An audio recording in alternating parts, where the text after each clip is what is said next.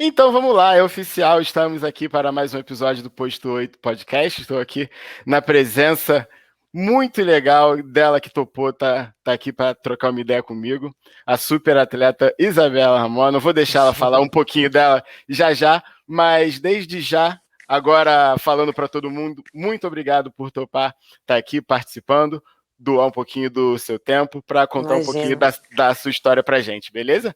Beleza, imagina. Eu que agradeço o convite. É sempre muito bom falar assim sobre a minha história. Eu gosto de falar sobre esporte no geral, então é sempre um prazer. E é bom falar de esporte com quem gosta de falar de esporte, né? Eu acho que é Sim. que flui, que rola, Que flui, é. e isso aqui é o intuito do podcast, é promover saúde, é promover esporte, atividade física e mostrar um pouquinho também do lado dos atletas de alto rendimento, como é o seu caso. E já falando dessa parte, eu queria que você contasse um pouquinho da sua história, de quem é você, aonde você começou, fala um pouquinho pra gente. Então, eu sou Isabela Ramona, tenho 27 anos, sou soteropolitana, né, natural de Salvador. E a minha história com o esporte começou desde muito cedo. Os meus pais eram atletas, assim, minha mãe já jogou futebol, meu pai sempre foi capoeirista, também jogou futebol.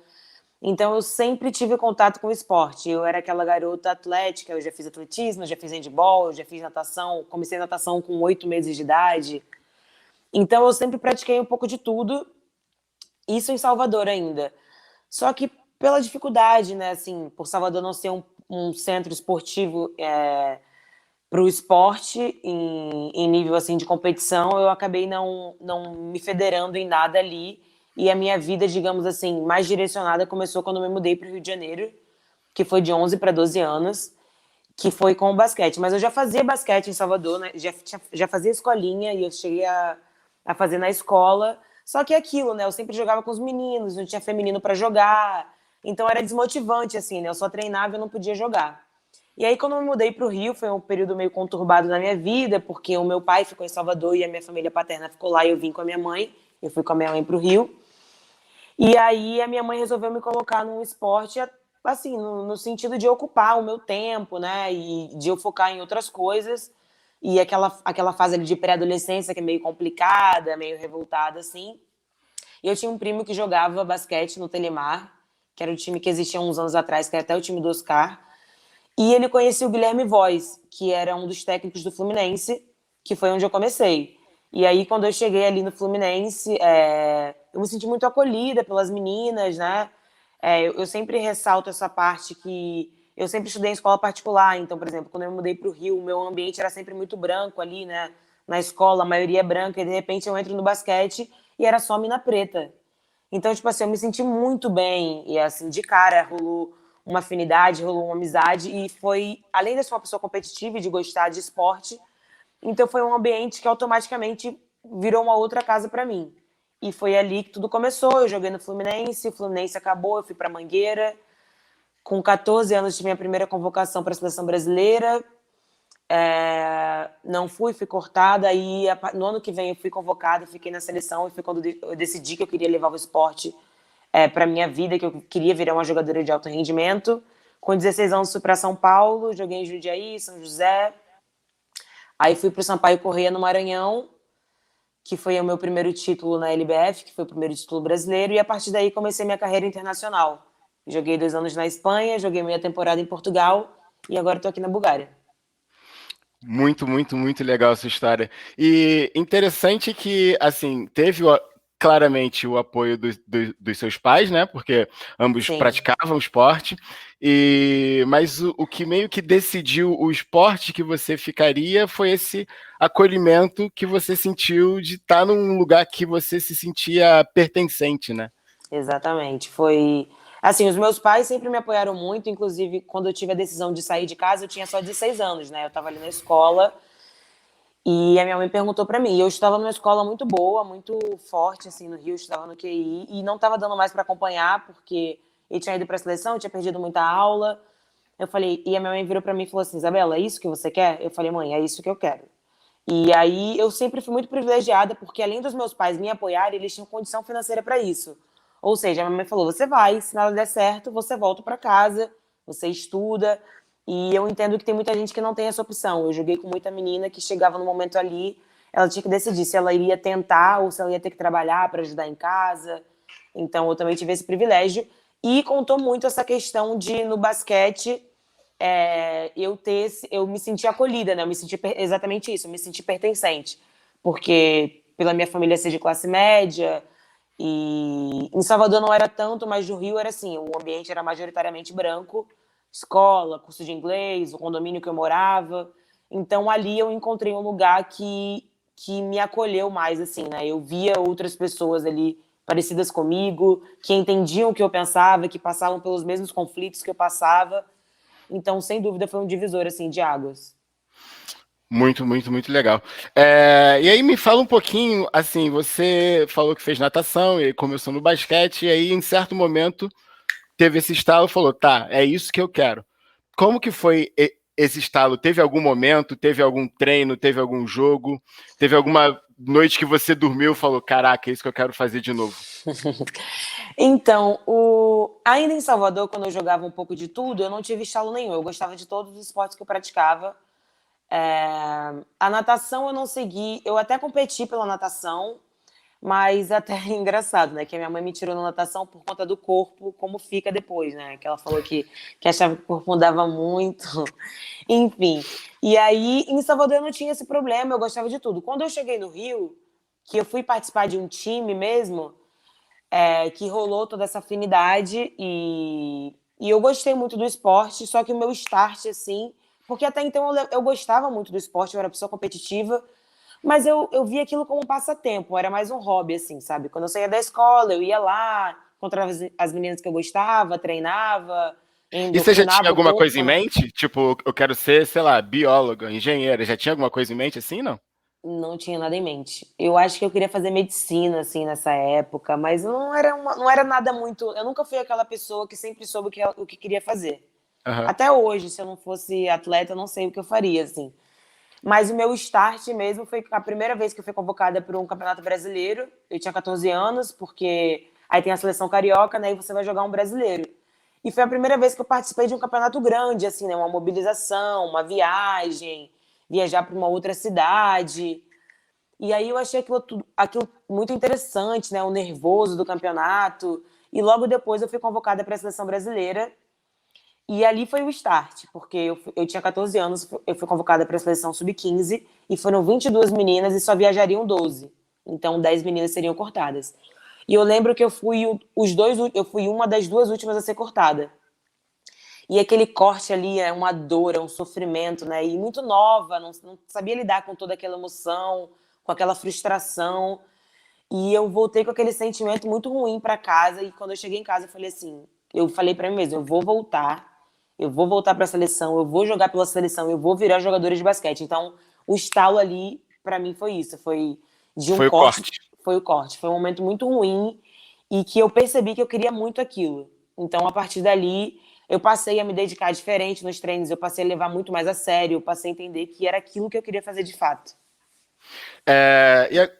Aproveitando essa onda, eu queria te fazer uma pergunta que não está na nossa pauta, mas eu queria saber se qual foi o momento também. Você falou o estalo foi no corte, você falou que ia voltar, isso serviu como motor.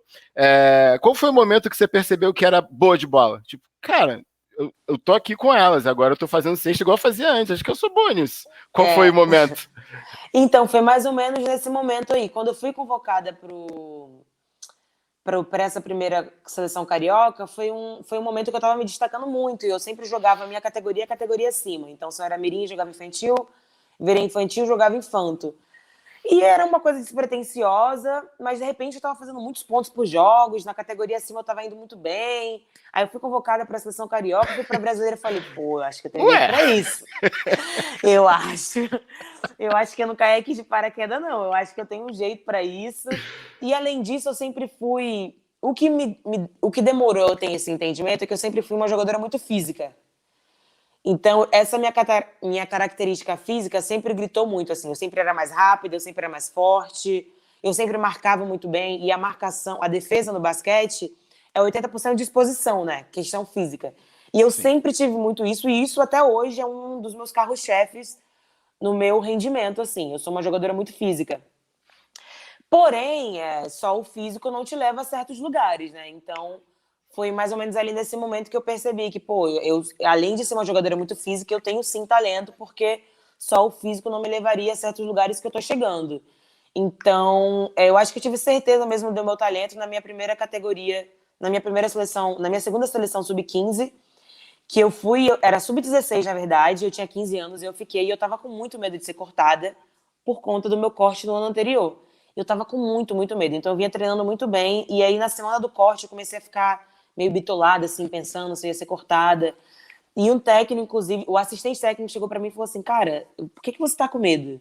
Você tá indo muito bem, assim, não tem por que você ter medo, você tá treinando muito bem, você merece estar aqui, para de ficar duvidando de você.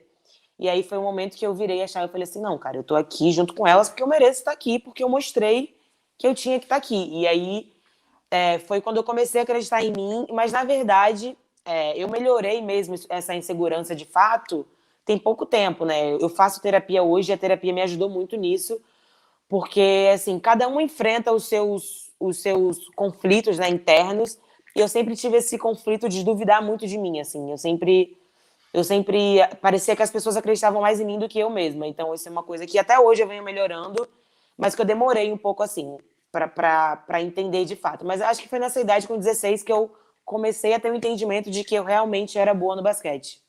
Legal, é interessante a gente reparar primeiro o papel importante do treinador, né, de falar isso aí que te fez crescer e te fez acreditar mais em você. Durante a sua carreira você deve ter passado por alguns treinadores que todo mundo passa, que olha e não Sim. fala nada e não tem esse contato. E uma coisa que você falou que você é muito física, é de exposição e teve corte, você se dedicou muito. Eu queria saber como hoje é a sua rotina de treinos aí na Bulgária. Então, aqui na Bulgária, assim, aqui na Europa é muito diferente a forma que eles lidam com preparação física. Por exemplo, no Brasil, a gente é um fator muito importante para a gente preparação física. Então, os preparadores físicos eles focam muito nisso, né? Explosão, força, condicionamento físico, ter músculo, né? Ser musculosa. E aqui não, a escola deles aqui é muito mais tranquila. Por exemplo, na academia eles não pegam muito peso, é mais peso do próprio corpo, é uma coisa mais funcional.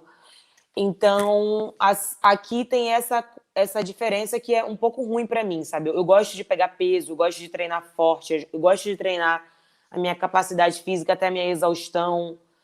E aqui é muito diferente. Então, aqui eu tento conciliar, porque também existe a questão de eu não passar por cima do plano de treinamento deles aqui, né? Mas aqui, basicamente, por exemplo, a gente faz academia 2 vezes na semana. Então, é pouco assim, né? No Brasil, eu faço academia 4 vezes na semana, pelo menos. Uhum. Então, a gente faz academia 2 vezes na semana, normalmente na segunda, na quinta, ou na segunda e na quarta. Aí, depois da academia, eu vou pra quadra, a gente faz treino de arremesso. E à tarde pra noite, a gente faz o treino técnico, né? E tático. Uhum. E treino de segunda a sexta. Normalmente, na quarta-feira, tem uma quebra de meio período, que é um treino só. E aqui eu jogava 2 campeonatos, então eu sempre jogava quarta e sábado. Ou seja, eu treinava segunda, terça, jogava quarta, normalmente folgava quinta, treinava sexta, jogava sábado. Então era mais ou menos assim a minha rotina. E dentro disso eu tentava algumas vezes fazer alguma coisa a mais, ir na academia, fazer uns fortalecimentos, porque eu já operei o joelho 2 vezes, então eu preciso ter essa musculatura mais forte. Mas a preparação física, para mim, aqui fora, sempre foi um pouco difícil de conciliar, porque eu gostaria de treinar mais essa parte física. E eu treino, e assim, aqui eu acho que eles têm um olhar mais valorizado para o esporte, né? A parte técnica é tudo muito melhor, mas sem dúvida o lugar que treina a melhor parte física para mim é o Brasil. Eu nunca joguei nos Estados Unidos, né? Eu acredito que seja uma Uhum. coisa que lá nos Estados Unidos seja bem igual, porque eles também são muito físicos. É uma meta? É uma meta, sem dúvida. É o melhor basquete do mundo, a WNBA. Então é isso, assim, questão de parte física. As pessoas costumam muito valorizar, assim, a Europa e tal, mas o Brasil tá muito na frente do que eles aqui em questão de parte física. Muito interessante saber, então, para todo mundo que está escutando isso aí, pode ser até um baque, né? Porque o pessoal já fala Europa, e Não Isso, valoriza o produto nacional, os preparadores físicos que metem a cara e estudam exatamente. para prestar um serviço legal. E você falou de seleção carioca, seleção brasileira, agora está jogando Europa e volta para o Brasil. Deve ter tido algumas histórias engraçadas de viagem em alguma dessas idas e vindas. Eu queria que você me contasse alguma história engraçada que você possa contar para gente. Alguma história engraçada? Alguma história engraçada, curiosa que aconteceu, ou por causa de dificuldade da língua, ou então chegou em algum lugar e chegou errado, enfim. Olha, eu já passei várias histórias, mas eu lembro uma que a gente estava indo para a China. Ixi, voo para a China é sempre muito longo, né? Assim, acho que no total dá umas 30 horas de viagem, porque você vai para um lugar, vai para o outro, espera, vai para o outro. E aí a gente estava chegando na China com a seleção brasileira. E era uma seleção sub-19. E aí, brasileiro, assim, a gente muita zoeira, né, no avião e tal. E conforme a gente vai indo para longe, a gente pensa assim, pô, aqui não tem ninguém que fala nossa língua, dá pra zoar, dá pra falar o que quiser. Só que eu, normalmente, sou uma das. Eu sou a que fica assim, tentando tranquilizar a galera. Falo, gente, calma aí, pô, brasileiro é uma raça que tem em todo lugar. Você vai. Tipo, aqui na Bulgária tem brasileiro. Qualquer lugar que você vai, tem um brasileiro. E aí a gente estava no avião. Eu não lembro de onde era. Eu acho que o próximo voo era da. A gente estava na Europa. Eu não lembro muito bem o voo. Mas a gente estava no avião e aí passou uma mulher vestida assim, de uma forma meio esquisita, assim, meio brega, né? Digamos assim, né? A gente não fala mais isso hoje, mas enfim. Uhum. Aí a menina do meu time começou a falar assim: caralho, não acredito que ela tá vestindo isso, não sei o que, não sei o que, não sei o que lá. Aí, cara, passou isso na fila para entrar no avião. Quando a gente sentou no avião, a mulher sentou na fila da frente, ela era brasileira e ela falava português. Aí, tipo assim, quando ela A começou a cara no falar, chão. a cara no chão. A cara dela foi no chão e todo mundo, tipo assim, caraca, que vergonha, cara. E, tipo assim, a gente não tava lá só como qualquer brasileira, a gente tava com brasileira vestindo a roupa da seleção brasileira, representando o país, né? Então, ficou uma coisa bem feia, assim. Mas olha, já aconteceu muita coisa assim. Aconteceu muito de viagem. Numa outra viagem para a China também, eu tomei um relaxante muscular porque eu tava com dificuldade para dormir no voo. E aí chegou e eu não conseguia levantar do avião. Porque eu tava Mole. muito grog, mole, mole. E aí a minha amiga assim, Ramona, vamos, chegou. Aí eu, tá bom, já vou. Pegava no sono. Ramona, vamos, todo mundo já saiu do avião. E eu não conseguia, tipo assim, eu nem lembro como que foi para sair do avião. Porque eu tava muito. Sim, parecia que tava dormindo, tava acordada. Foi engraçado esse dia. Mas E aí tem várias histórias. uma mulher de 1,80 mole para sair do avião, quem Pra tira? sair do avião. Quem tira? Só acho que tinha umas lá de 1,90, 1,95, né? Pra ajudar. Ai, boa. Vamos passar agora para o nosso momento atual, que está sendo e foi ainda muito desafiador para todo mundo e muito desafiador para os atletas também, que é essa questão da pandemia, né? Então, rolou muito de muitos atletas ganharem peso, porque, primeiro, estão acostumados a uma alimentação e um ritmo de treino, aquele ritmo de treino zerou, e aí mudar a alimentação de uma hora para outra é complicado. E muito também por causa da motivação, né? Não sabia se quando que ia voltar o campeonato, quando que Sim. iam ter competições. Como foi isso para você de manter se você manteve a motivação, como foi para manter, como foi para voltar a focar nos treinamentos? Então, a pandemia, quando começou, eu estava lá em São Luís do Maranhão, que eu ia jogar pelo Sampaio Corrêa em março, né? Então, eu voltei para o Brasil. A gente só conseguiu jogar um jogo na temporada, a temporada foi cancelada. E eu voltei em março para o Rio de Janeiro. E aí, naquele momento ali de março, foi um momento de total incerteza, né? Estava começando e eu achava ali, então, que dali a um mês e pouquinho, as coisas iriam melhorar.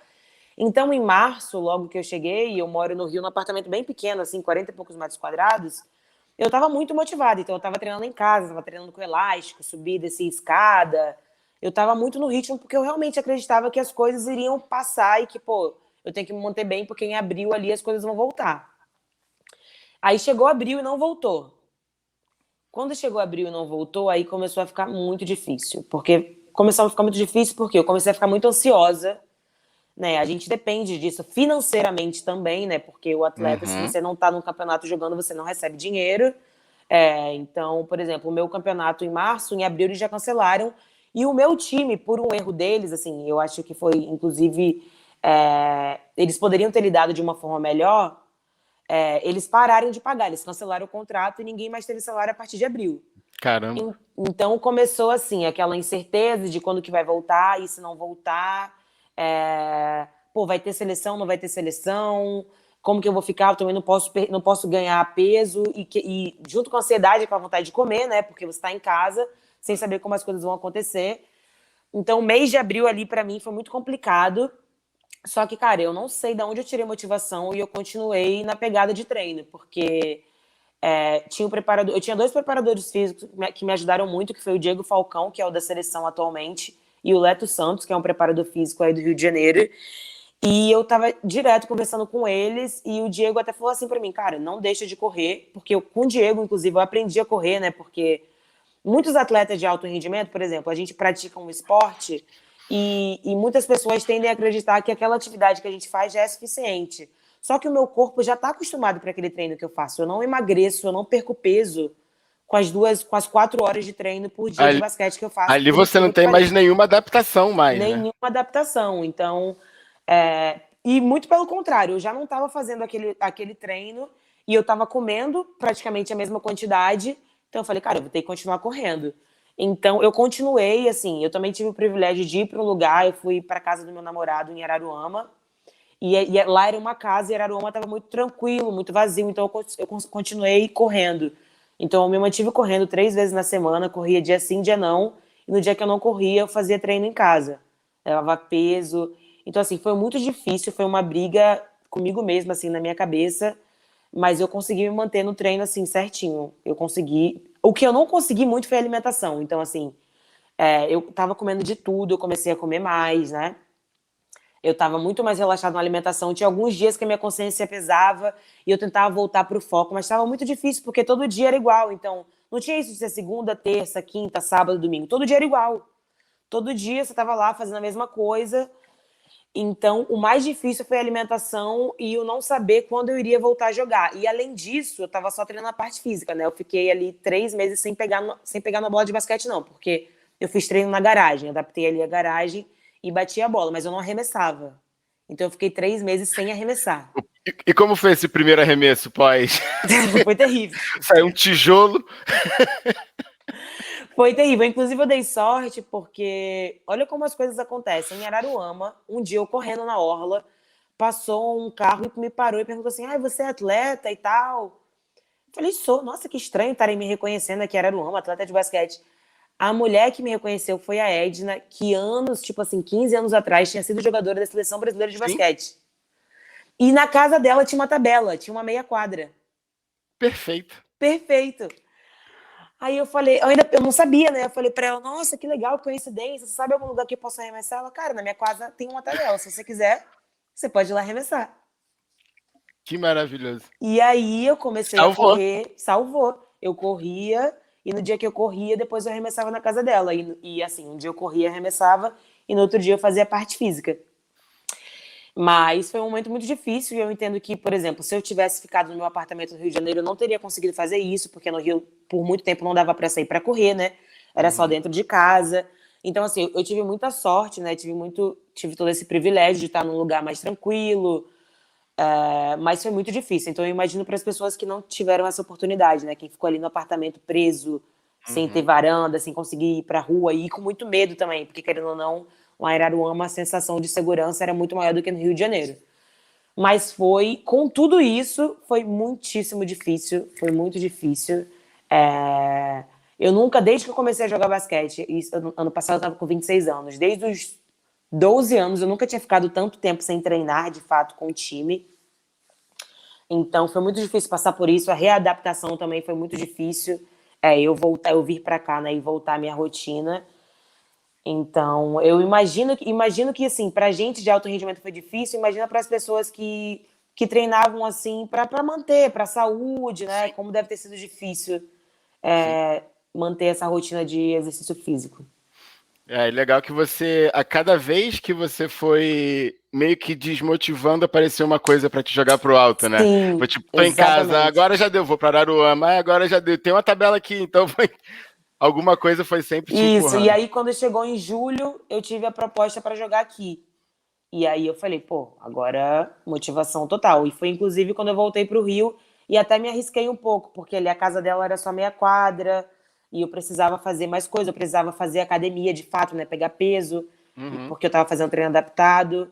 E aí eu voltei para o Rio e aí eu comecei a frequentar academia, tentando ter os cuidados, né? Tipo assim, eu não estava tendo mais contato com a minha mãe, estava só eu ali na minha casa com meu namorado, indo para academia, indo pro aterro arremessar e correndo no aterro. Porque Uhum. também era uma coisa que eu precisava fazer, né? Eu precisava chegar aqui bem, não dava para eu ficar só com treinamento paliativo. Então, em julho ali mais ou menos eu voltei a treinar de verdade. Boa. Legal esse teu depoimento. Eu acho que ele vai muito igual a muitos atletas que passaram ou estão até passando no momento, principalmente a coisa do salário, né? E no teu caso foi tipo no mês seguinte, Sim, no auge da incerteza de não saber o que fazer, já não tava recebendo nada.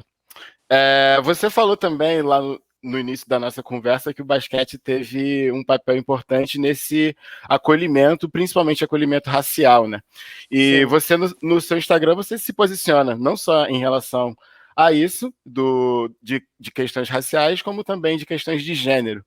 O quão importante você acha que atletas do seu nível de seleção, que já disputaram a Olimpíada, se posicionem tanto a respeito de raça como a respeito de gênero?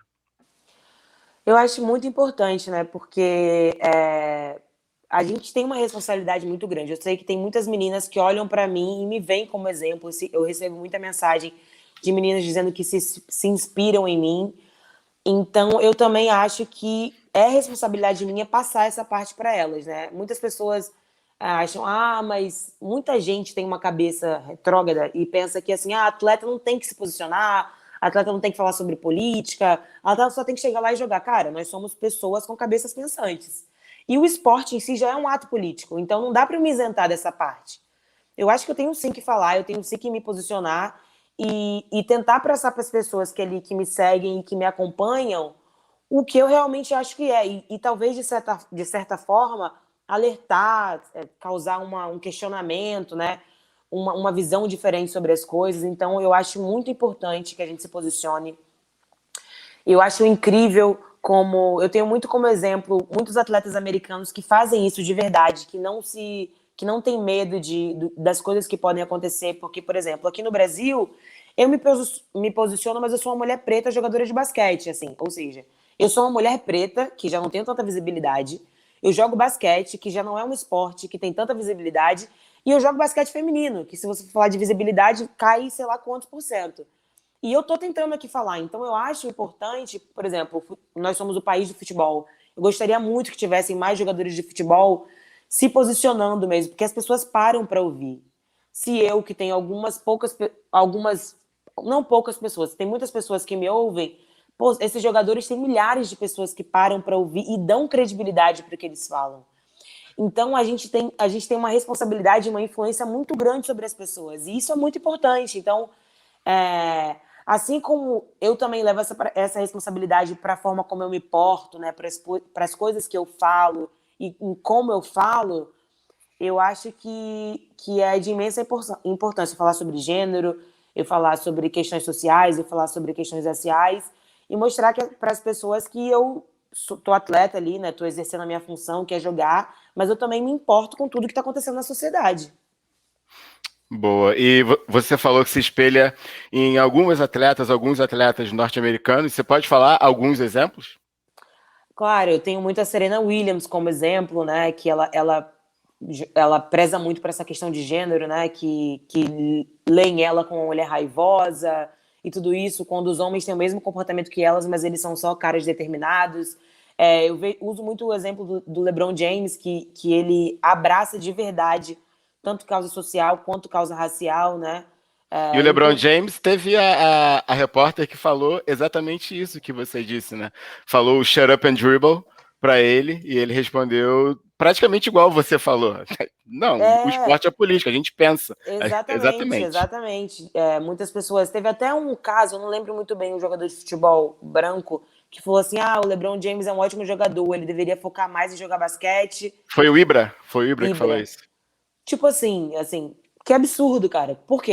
Ele não pode só jogar basquete e exercer a função social dele fora das quadras, sendo que ele influencia milhões de pessoas. E outra, por exemplo, lá nos Estados Unidos teve muito daquele protesto de querendo que os jogadores jogassem de qualquer forma, com aquele movimento do Black Lives Matter rolando. Cara, nós somos pretos, tem pessoas pretas morrendo, eu não vou me comover com isso, eu vou continuar gerando entretenimento para pessoas brancas e fingindo que nada está acontecendo comigo. Não tem como. São coisas que afetam a gente de todas as formas. Então, é importante a gente falar sim, é importante a gente falar sobre a questão racial, que as vidas negras importam, que a gente tem que falar sobre isso. E a gente falar sobre isso não menospreza de nenhuma forma as vidas brancas, não. Ninguém tá trazendo isso. Eu tento sempre falar isso quando pessoas brancas questionam, mas e as vidas brancas? Cara, as vidas brancas não estão sendo tiradas, não tem pessoas brancas morrendo por serem pessoas brancas. Se isso não acontece, as vidas delas já são mais valorizadas que a nossa, porque pessoas morrem por serem pretas. Então, assim, eu acho de extremo egoísmo as pessoas trazerem esse questionamento, né? E em como a gente tá, como o nosso país lida com isso de uma forma tão atrasada, né? Porque, primeiro de tudo, a gente hoje ainda encontra pessoas falando que não existe racismo, que somos o país da miscigenação, que todo mundo tem sangue igual, e ainda falam da miscigenação como se tivesse sido uma coisa boa e saudável, né? Sendo que a gente sabe que não foi. Exato. É tudo fruto de estupro, né? Mas, enfim, é uma palavra pesada, mas é o que de fato aconteceu na nossa história. Sim. Então, eu acho que o primeiro passo de tudo, dessa nossa luta, é a gente começar a falar, e a gente está conseguindo fazer isso, né? É trazer esse assunto. E é isso, eu continuo falando, vou continuar me posicionando sempre que eu puder, e tento trazer o máximo de atletas possíveis comigo, né? Eu tento falar para as meninas que, cara, a gente tem que falar sobre isso. É importante a gente falar sobre isso. E tento também falar com as pessoas brancas que, pô, tenham empatia, sabe? Essa não é uma luta nossa. Inclusive, se vocês são as pessoas que praticam racismo, nada mais do que vocês ajudarem a gente tentar acabar com isso de alguma forma, né? Sensacional, Ramon, isso aí. E você falou das atletas norte-americanas e delas se posicionarem. Quem muito se posiciona é a atleta de futebol, a Megan Rapinoe, que é casada com a Sue Bird. Aliás, é um casal talentosíssimo. Sensacional. Sim. E eu queria, falando da Sue Bird, que aliás, eu tinha um fichário na época de colégio, e eu joguei até o Sub-23, né? E eu tinha vários ídolos, e eu tinha lá o Allen Iverson, o Kobe, e tinha a Sue Bird já na época de colégio, ela já jogava desde então. E eu queria saber de você, se você entrou em quadra alguma vez, olhou para o outro lado e falou, caceta, vou jogar contra essa mulher hoje. Já teve alguém que você entrou assim, olhou do tênis ao rabo de cavalo? Já teve, foi inclusive em 2019, na America Cup, lá na Argentina, que a gente foi jogar contra os Estados Unidos. E aí, um dia antes, o Neto, o técnico, virou pra mim e falou assim, Ramona, então amanhã você vai marcar a Daiana Taurasi, dá teu jeito. Dá teu jeito. Goat, dá teu jeito. Então, tipo assim, se prepara, vê o que você vai fazer, mas essa é a sua missão. E como foi isso? E aí, quando começou, né, ele falou assim pra mim, beleza, mas na hora que eu entrei na quadra, eu falei assim, caraca, eu tô marcando, eu vou marcar, assim, o meu foco agora do jogo é parar o jogo da Daiana Taurasi. A mulher faz tudo. Ela mete bola de fora, ela tem drible, ela infiltra bem, ela passa bem. O que eu vou fazer? Mas, enfim, foi bem interessante porque eu consegui fazer, assim, eu consegui diminuir, não consegui parar ela, obviamente, jogadoras como ela a gente não para, mas eu consegui frear o desempenho dela e eu fiquei muito feliz por isso. Mas, cara, foi incrível, super desafiador e motivante, assim, né? Você vê onde você tá, né? Eu tô aqui, pô, disputando uma vaga para a Olimpíada, marcando um dos ícones do basquete feminino e tô encarregada de tentar diminuir o desempenho dela. Então deu um friozinho, deu um friozão na barriga, né, para falar a verdade. Mas ali depois que começou o jogo, eu levei de igual para igual. Pô, você é a Daiana Taurasi, mas eu sou a Isabela Ramona daqui, vou tentar te parar. E foi isso. E eu pensei nessa pergunta porque eu tava olhando pro Instagram e tem uma foto do tapinha inicial desse jogo, né? Isso, esse jogo. Aí eu dei o zoom, eu falei, gente, tem muita gente boa aqui, eu tenho que perguntar se esse jogo tem alguma coisa. Foi esse jogo mesmo. E aí, indo por esse assunto ainda, tem algum jogo, ou então talvez tenha sido esse, que tenha sido inesquecível? E assim, e eu quero dividir essa pergunta em dois. Um jogo inesquecível que você estava no grupo e um jogo inesquecível para você. Quando eu era atleta, a minha mãe sabia já como me perguntar isso. De vez em quando ela falava, tá, e aí, ganharam? Ganhamos. E você? Tipo, a mim perguntava, porque ela sabia que eu Cara, importava. engraçado. E você? Eu vou só fazer um parêntese, porque a minha mãe também, ela aprendeu isso, mas a minha mãe demorou um pouco para aprender isso. Então, por Minha mãe exemplo, também. eu saía do jogo, ela falava, se o time tivesse perdido, ela falava assim, ah, Bela, perdeu, por que você acha que você jogou mal? Aí eu falava, cara, não se faz essa pergunta. Eu acabei de sair do jogo, tipo assim, minha cabeça tá fervendo. Eu sei que eu joguei mal, eu tô puta porque eu joguei mal, você vai me perguntar isso? Então, ela já aprendeu. Então, tipo assim, quando o jogo é ruim, ela nem me manda mensagem depois do jogo. Ela só manda mensagem no dia seguinte. E quando o jogo é bom, ela fala, ai, Bela, que legal, parabéns, não sei o quê, não sei o quê.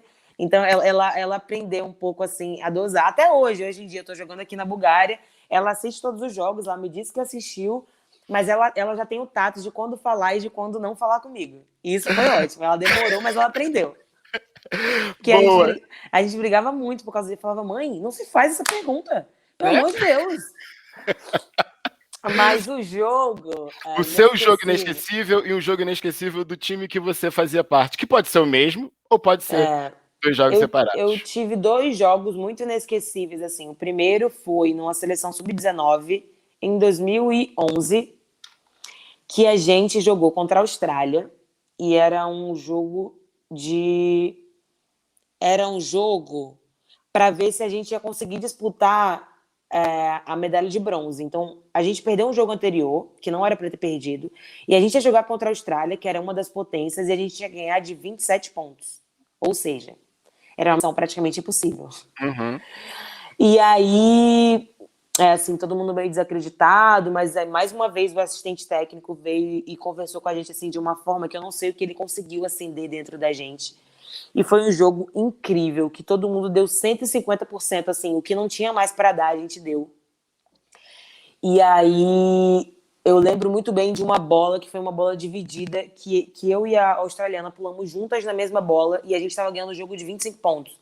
E a gente pulou juntas na mesma bola e eu consegui tirar, não sei como eu consegui tirar a bola da mão dela. Passei para outra menina que fez a bandeja. Enfim, a gente conseguiu ganhar de 28 pontos. A gente tinha ganhado de 27. A gente ganhou de 28 pontos cravado. E aí, aquele jogo, assim, foi uma êxtase absurda para todo mundo. E foi uma coisa, assim, inacreditável. Ninguém conseguiu, nem a gente demorou muito para assimilar o que estava acontecendo. Inclusive, depois a gente jogou contra a Austrália, a gente conseguiu ganhar. A gente ficou em terceiro lugar nesse campeonato. Que ano que foi esse? 2011, se eu não me engano. Uhum. Foi incrível, assim. Essa é o primeiro jogo inesquecível.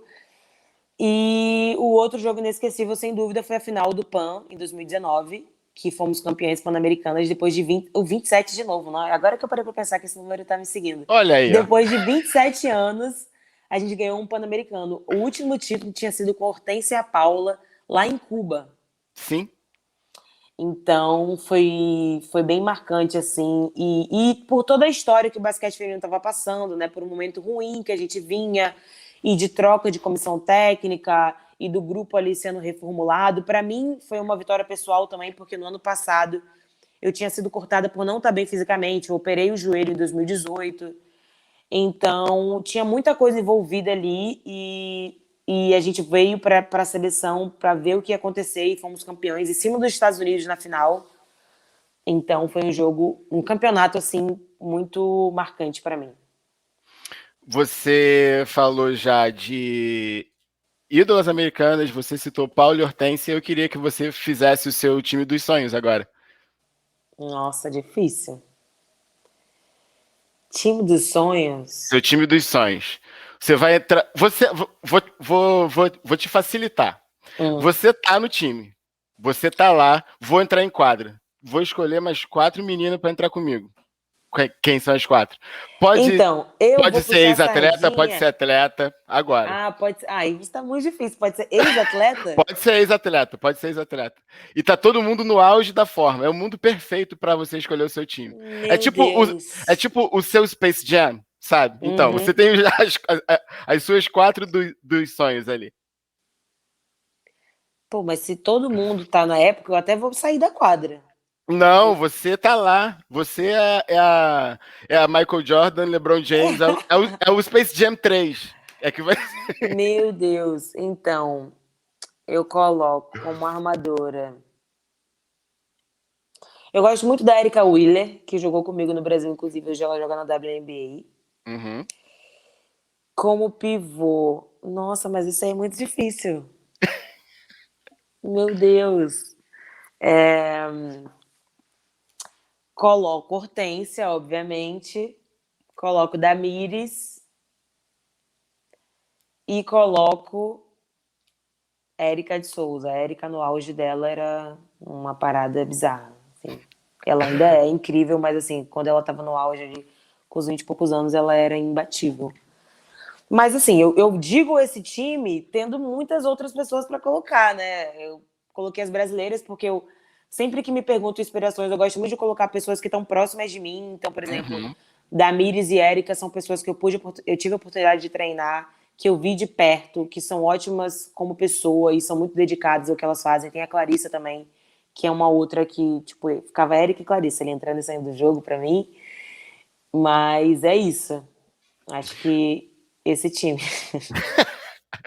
Te fiz pensar. Boa. É. Agora a gente tem algumas perguntas que ou chegaram pelo meu Instagram, ou a galera que treina comigo do TDS fez para você. Eu vou escolher duas aqui. Tá. A primeira pergunta é em relação à Olimpíada. E aí a pergunta é: como é o relacionamento com os atletas dos outros países? Do tipo, rola só rivalidade ou tem camaradagem, troca de experiência e essas coisas? Não, a rivalidade é ali dentro da quadra, né? Assim, fora da quadra rola camaradagem, rola conversa, né? Essa troca de cultura mesmo. O ambiente olímpico é maravilhoso, cara. Assim, você estar ali na Vila Olímpica é uma parada muito enriquecedora, porque você é um paraíso para os atletas, né? Eu acho que o auge do atleta, assim, é uma Olimpíada e sem dúvida uma medalha olímpica. Então você tá ali com os melhores, né? Então, rola sim uma troca, rola uma conversa. Obviamente, depende da época de cada um, da parte que tá da competição, né? Mas não é só rivalidade, não. Sempre rola uma troca também. Boa.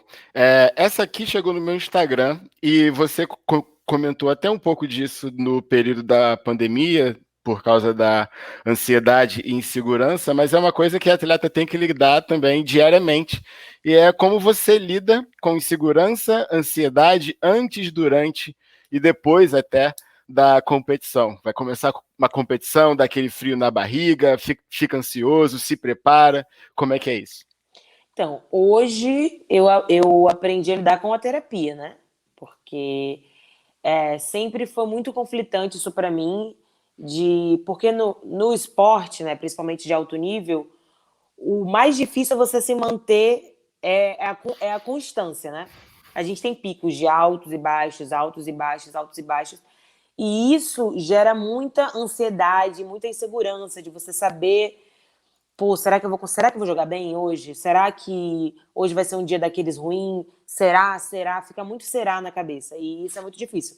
E a O que gente eu projeta sempre o negativo, né? Será que eu vou isso, errar a bola final? Será que eu vou tropeçar? exatamente. E o que eu aprendi foi tipo assim, sempre que vem esses pensamentos ruins, pô, será que eu vou meter essa bola? Eu vou meter essa bola. Será que eu vou conseguir marcar? Eu vou conseguir marcar aquela. Então, sempre que vier uma pergunta negativa, você responder com a pergunta positiva para aquilo ficar no seu subconsciente. Mas é muito difícil mesmo, assim. Então, hoje eu consigo, desde que eu comecei a fazer a terapia, me ajudou muito a aprender a lidar com essas questões e encontrar formas em que eu consigo me deixar tranquila. Mas antes do jogo é sempre mais difícil, né? O que eu tento, o que funciona para mim mesmo é, por exemplo, eu tenho um jogo muito importante amanhã. Eu não vou ficar hoje pensando muito no jogo de amanhã. Eu vou assistir uma série que não tem nada a ver com basquete, vou assistir um filme, vou ler um livro, vou ouvir uma música. Até no dia de manhã, por exemplo, normalmente a gente arremessa antes do jogo. Eu vou de manhã arremessar ouvindo música tranquila e tal. E aí, quando eu estiver indo pro jogo, eu entro no modo jogo mesmo. Aí eu ouço umas músicas mais agressivas, assim, começo a pensar o que eu vou fazer no jogo, Que o tipo que de eu música? vi. Eu ouço muito rap. O rap me dá um gás, assim. Gosto de ouvir funk também. Eu ouço mais rap mesmo. Gosto de ouvir um MV Bill, Racionais, Djonga. É o que me motiva, assim. E aí, quando tá pra começar, que eu dou mais uma descontraída, eu ouço um funk, assim, porque tem uma batida legal, joga energia lá no alto.